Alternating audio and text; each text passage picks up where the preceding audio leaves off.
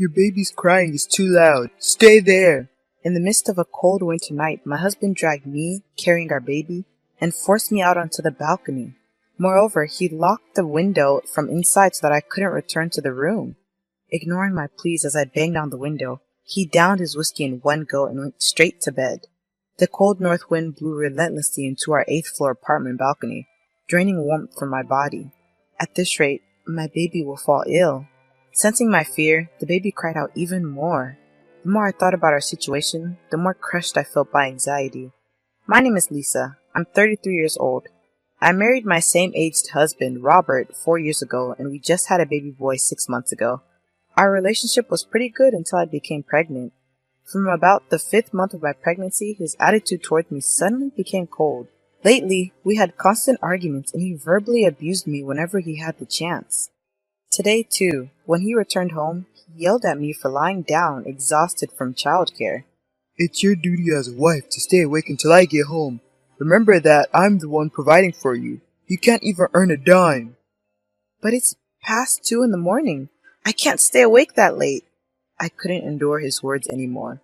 But when I retaliated, our 6-month-old baby started crying and wouldn't stop no matter how much I tried to soothe him. Stay there because it's too loud. Suddenly, Robert shoved me, carrying the baby onto the balcony and locked the door.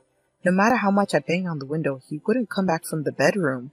What's worse, I only had my pajamas on and a cardigan. I didn't even have my phone to call for help, and we were on the 8th floor of our apartment building. It was impossible to get down by myself.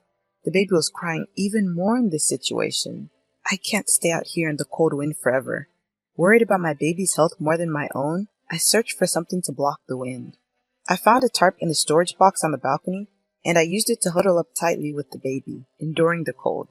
As if sensing my anxiety, the baby continued to cry, and only his voice echoed in the cold air.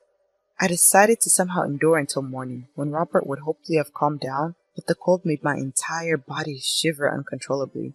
Before I knew it, it started to drizzle, and it looked like it was going to snow soon. I started to zone out as time passed. This is not good. I need to hold myself together and stay awake. If I fall asleep now, things will take a turn for the worse. I slapped my own cheek to wake myself up, but my consciousness was slowly fading. That's when I suddenly heard a voice calling me. Lisa? Is that you? What are you doing out here at this hour? Looking around, unsure of where the sound was coming from, I noticed the partition board on the balcony, separating our apartment from the one next door, had been removed. Through the gap appeared our neighbor, Miss Miller, looking concerned. This board has been damaged and cracked from a hurricane once and hadn't been repaired since. I had a fight with my husband, and he kicked me out. He even locked the door, so I can't get back inside. What? That's terrible, especially in the middle of a winter night. Come over to my place then. It's a good thing I hadn't fixed this partition board. Miss Miller had removed all the cardboard that had been used to cover the hole. The hole was just big enough that an adult could crouch and squeeze through. Aren't we causing you trouble at this hour? I asked her. No time for that now, she said. First, pass me your baby. I trusted her with my baby, who she kindly offered to take and accepted her invitation into her home. Once inside, she gently wrapped the baby in a warm, soft blanket. To my amazement, the crying baby, who had been inconsolable until a moment ago, quieted down and soon started breathing peacefully, fast asleep. It must be warm and cozy now. Lisa, don't hesitate and get warm under the heated blanket, she said. Oh, thank you. I'm sorry for the inconvenience at this late hour, I replied. My fight with my husband had indeed started after 2 a.m., and the clock on the wall now pointed to 3:30. I had been outside on the balcony for about an hour, and my body felt chilled to the bone. My hands and feet tingled numbly. The baby seems fine. I work night shift, so I'm naturally a night owl. Stretch out your legs and make yourself comfortable, Miss Miller said. Despite her reassurances, I still felt guilty. Then I realized that my early rising mother-in-law would be waking up soon. I hastily contacted her, and she laughed, saying, Oh dear, you two had another spat, didn't you? And agreed to bring the spare key. Until my mother-in-law arrived, I spilled out everything that had been happening to me to Miss Miller. How my husband's attitude had suddenly changed after we had the baby. How he yelled at me for not being able to keep up with the housework despite being a stay-at-home mom. How he blamed me whenever the baby cried at night while he did nothing. Miss Miller listened to me intently, interjecting with sympathetic nods. I can't keep up the housework because I'm such a lousy mother. I'm always sleep deprived, I confessed. You've had a tough time. You're doing your best, she comforted me.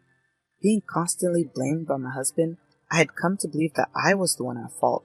But her words, "You're not to blame," brought me to the verge of tears. Just then, I heard a soft knock on the front door. Looking at the clock, it was nearly 4 a.m. My mother-in-law must have driven over with her spare key.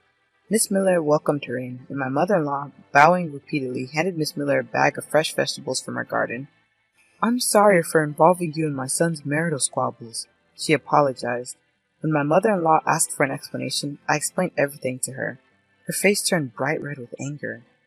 "Who does he think puts food on the table?" she exclaimed. "Well, that's thanks to Robert," I answered. "No, I'm mad at my son. He can't even cook for himself and he can't do household chores. It's unforgivable that he looks down on a full-time housewife." Robert can't even live on his own. Plus, there's nothing you can do about a baby crying at night. When putting them out on the balcony is awful. As his mother, I am so embarrassed. I could burst into flames. Knowing my mother-in-law was on my side rather than my husband's, I sighed in relief. Then she stood up abruptly and walked off, declaring heatedly, "I'll go wake Robert and teach him a lesson." I grabbed her arm to stop her. "In about an hour, Robert will wake up anyway. I have a feeling it'll be counterproductive if we disturb his sleep," I said. My husband's grumpy when he wakes up and is extremely irritable in the morning. I was afraid that if we woke him up forcefully, he would just get angry and become even more stubborn. When I explained this to my mother-in-law, she somehow refrained from her intended course of action. "Look, it's the first snow of the season." It had become unusually quiet outside. I noticed that snow was gently starting to accumulate. Just the thought of what might have happened if the baby and I had remained on the balcony sent shivers down my spine. Soon, it was time for Robert to wake up. I left the baby with Miss Miller, and my mother-in-law and I entered our house using the spare key. However, Robert, who would usually be up brushing his teeth by now, was nowhere to be found in the bathroom. Is he still sleeping? "Robert, get up already, huh?" My mother-in-law opened the bedroom door with a loud bang and yanked back the comforter with all her might, but Robert wasn't there either.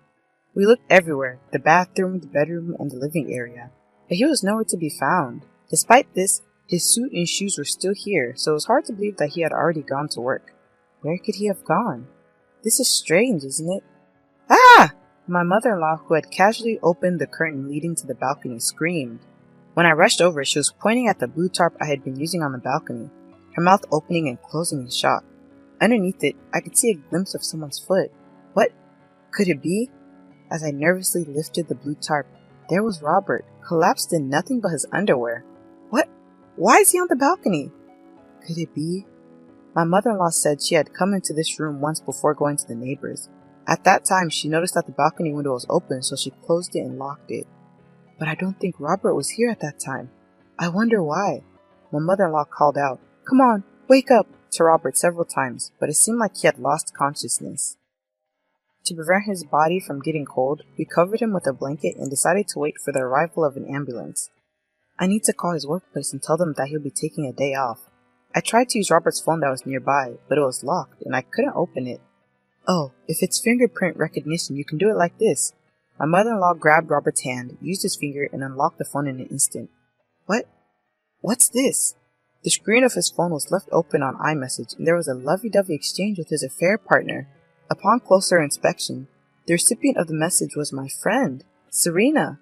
Tracing back their convo, turns out the relationship began 6 months ago. Just around the same time I was entering my second trimester of pregnancy, and my husband's attitude started to grow cold. Not only that, but there were heaps of intimate photos stored in his photo gallery. I see. So that's what was going on. I can't believe they're still seeing each other.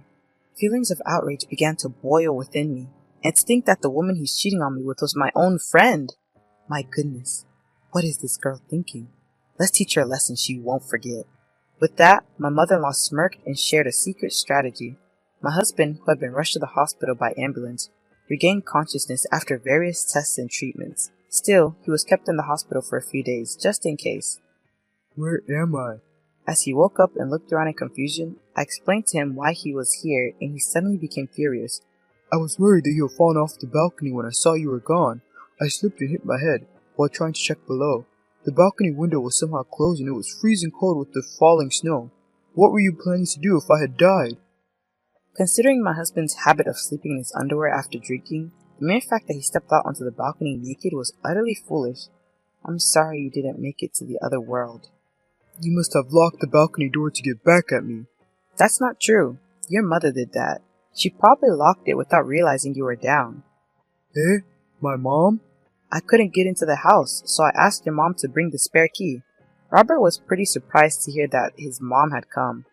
He kept grumbling about being scolded later now that his mom knew, and how embarrassing it would be if the story spread among relatives. By the way, how did you manage to get off the balcony? Miss Miller next door noticed and came to my rescue. You never even bring in the laundry, so you probably didn't know that the balcony partition was broken, did you? What? So when she asked why I was on the balcony in the middle of the night, I told her everything. When he realized that not only the relatives but also the neighbors knew about it, Robert's face gradually turned devilish. You're messing with me, you stupid woman. And remember this, he shouted at me. I then thrust his phone in front of him. You've got some nerve to be so arrogant. Of course, his phone had records of conversations with his mistress and photos of them being intimate. Robert's face, which was gasped for a moment, gradually turned pale, saying, "This is bad. It's unacceptable that you had an affair, let alone with my friend." You're a terrible woman for snooping on someone else's phone. When I was looking up the phone number to contact your company, your iMessage was left open. Eh? The company? You're taking a day off today, so it's only right to let them know. After saying that, I explained everything about why he would be taking a day off. Robert looked shocked, and then, naturally, he became extremely pale and held his head in his hands. Your boss said that's terrible. I never thought he was that kind of person. I wonder what's going to happen from here on. You might get demoted, or even fired. If I get fired, you're going to have trouble making ends meet. My husband, as usual, lashed out at me with his arrogant attitude. He talked as if everything was my fault. For so long, this attitude made me feel like I was the one to blame. But not anymore. It doesn't matter to me. I despise men who cheat, and above all, I can't be with someone who puts our children in danger. Let's divorce cleanly and conclusively. No way, you're joking. You just have to listen to me, he bellowed, assuming that his aggressive behavior would keep me submissive. It became evident that it was pointless to reason with him. I'm going to make sure you sign the divorce papers, no matter what. I also informed him that I had already contacted the husband of his mistress, who was understandably furious and on his way to the hospital, and that he'd mentioned his black belt in karate and his intention to seek more than just compensation. My husband's face drained of color, and he seemed momentarily panicked, but he quickly snapped, I'm in the hospital. He can't harm me. Then my mother-in-law arrived, carrying things for his stay in the hospital. Oh, you're awake, you good-for-nothing, she remarked. It's your fault, Mom. You locked the balcony door, he defended. You were the one who started all this by forcing Lisa and the baby out on the balcony because you were bothered by your own baby's cry, she retorted. Well, he murmured, momentarily subdued by his mother's scolding. But I went in for the kill. That's why I'm going to the police to report this. What? Why? You put me and our child in danger. Of course I'm going to report you. There's no need to go that far. It was just a marital spat. Nothing serious. Getting a divorce and going to the police, I was the one who suggested her to do both. We were dangerously close to losing our precious grandchild. You're going to end up in a cold jail cell, and you're going to reflect on what you've done. And with that, goodbye. Don't be hasty, Lisa. The child needs a father. Let's not get divorced. Please, no police, he begged. Our baby doesn't need a father who forces us out into the cold in the middle of the night. I don't want to go to jail. Please, spare me. Ignoring my husband's pleas, I went straight to the police station to file a report. After his release from the hospital, my husband was arrested and is awaiting his sentence. Given the severity of his actions, a heavy punishment is inevitable. He was, of course, fired from his job. After the divorce was finalized, I received a property settlement and compensation for his affair. He ended up penniless because of it. Of course, I also demanded $20,000 in compensation from his mistress. I heard her husband divorced her. Now I'm living back home at my parents' house with my son. Maybe it's because the irritable man at home is gone, but my son smiles a lot more these days. When we occasionally visit my mother-in-law, she's always delighted to see us. I will continue to raise my son with overflowing love to protect his precious smile.